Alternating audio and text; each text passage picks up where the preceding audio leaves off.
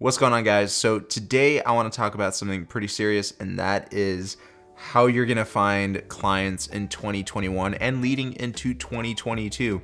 And this is especially useful for those of you who are younger, who are coming out of high school or even college. This first tip that I'm going to give you is so underrated, and society is going to tell you to do the complete opposite. And obviously it's going to revolve around money because this is a business. So before you go out and start seeking clients, and before I give you tips on how to seek, and find these clients, you need to save money. And if your parents allow you to stay with them as long as you can. Everyone's telling you, oh, you got to move out of your parents' house, build your independence. But listen, if you are going to start your own business, you're going to need cash to access quickly. And if your parents are gracious enough for you to let them stay with them for a couple of extra years while you save up some money, do it. Take that opportunity. Have that money in the bank so that when you actually move out of your parents' house, you have some money to use to help you grow and build your business. So that's step number one. Make sure you have money in the bank and don't put yourselves in bad situations where you just can't have any money in the bank. Now, I know a lot of people don't have this option, but for those of you who are coming out of high school or college, some of you do have that option, and use that to your advantage. Step number one, have money in the bank. Let's say you already started your business, but you're struggling to find clients. What is the best thing that you need to do? Well, look, if you live in places like New York, Chicago, Los Angeles, you should not have any real excuses as to why you can't find clients. All right, these are huge cities. A lot of people live in them. You should not have any excuses. But if you are a little bit nervous or scared, here are some tips that I actually used for my own business. And then once we cover this about large cities, I'll start talking about the smaller cities as well.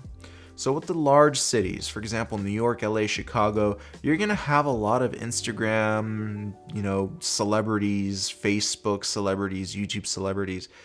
You can simply reach out to them via email and talk to their managers or talk to them, personally. It depends on how they structure their business and communication.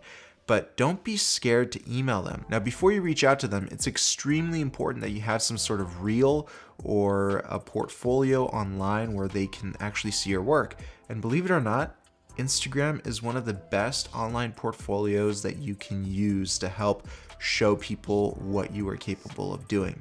I've gotten a lot of business through Instagram because a lot of people gauge you with your content that you post on Instagram.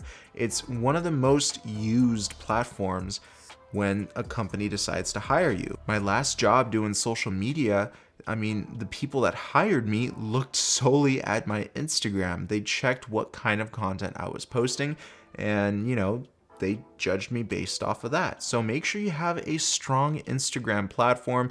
Don't post, pictures of you drinking with your buddies or whatever. Make it a professional page, something that you can show to your, future employers that will, make them be proud of hiring you as their employee, regardless if it's a company or if it's a sole proprietorship or just a celebrity that you can work with one-on-one. So when you structure your email, introduce yourself. Who are you? How are you going to benefit this client?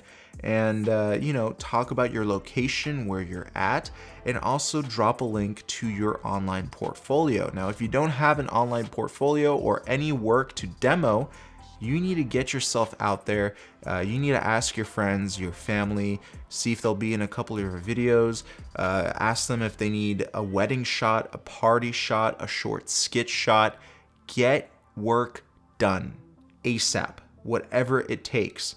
You can even go to your client and do what I like to call the bait and switch. But this usually doesn't work if you don't have any portfolio or any past work. But the bait and switch is basically you do one or two projects for free and you do them so well that your client is going to be begging you for more.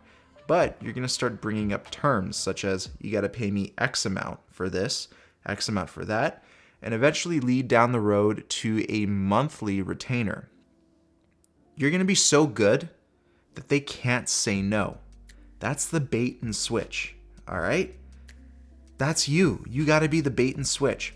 So that's how you turn a potential client into a paying client, a high paying client, and you do this over and over again until you really start getting busy, and then you won't have time for those bait and switches, and then you'll just offer up your prices immediately. That's what I did. That's, what I'm doing now. I'm just getting paid gigs constantly, no more bait and switches for me. But that's what happens. And believe it or not, the bait and switch eventually turns into word of mouth. So if you're doing such a good job for your client, they're going to be recommending you to their friends and to their clients as well. So keep that in mind. Now, for those of you who don't live in such huge, populated cities, you still have some local businesses that you can approach. Maybe not through email or internet, but hop in your car, go to the store, or if you don't have a car, walk to the store, preferably a family-owned store, not a corporate-owned store. For example, a family-owned gym. I guarantee you they would love to get some videos done for their Instagram or YouTube. A lot of gyms want to be more visible on social media, so that's where you come in. So don't be afraid. You got to beat your social anxiety, go out and actually have word of mouth marketing. And the word of mouth is coming from you, all right? So go to a family-owned gym, a family-owned restaurant, doesn't matter. If you can, try to speak to the owner. If you can, if not the manager. But the owner usually has the final say of what goes on the internet and what is used to help market and showcase the company. So don't be afraid to actually walk into a store and talk to the owner and talk to the manager. All right. Now, if you are in, again, Los Angeles, New York, those heavily populated cities, and it doesn't even have to be that heavily populated. If you live in like a rural area, like Kentucky, for example, you can still go onto Google and search for celebrities in Los Angeles or New York, because if you have a solid demo reel, the chances of them actually flying you out to where they live to shoot is pretty high. I had a really big offer to fly over to Florida and live there, but I didn't take the job because I love LA so much. I can't leave LA. But I actually had an offer to go and live in Miami for 6 to 12 months and shoot with a fitness trainer over there. So and that was all done via Google and them checking out my Instagram. So the possibilities are literally endless, guys. You just gotta use the internet, word of mouth marketing, and of course you need to have money in the bank, because you cannot just branch off on your own with $0. It's just, the possibilities of you succeeding drop so significantly, okay? You gotta make the right decisions. And I actually made a video on my expenses in Los Angeles. Check that out right here. And I made another video on how to break through burnout if you're feeling depressed right here too.